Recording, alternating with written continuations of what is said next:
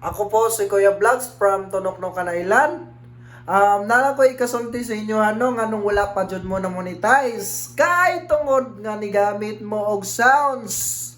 Bawal jud na ni Meta ang magamit og sounds effect.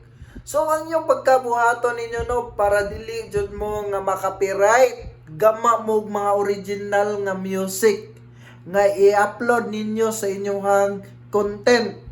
Usa po kung ganahan jud mo mudaghan ninyo hang views, makipag-engagement mo o dili mo mamili pagasuportaan. Kay once na gani mamili mo nga suportaan, walay mo abot ninyo, dili mo maangat up ra gihapon mo, down ra gihapon mo, di mo ma-up di ay. Maro ni ako ikasulti ninyo no para technique nga mudaghan jud ang iyong views. Sa usa ka adlaw sa picture mo post mo kalima o sa video mo post mo kalima pod o sa text mo post mo kalima, tapos makipag-engagement mo og di mo mamili pagasuportaan.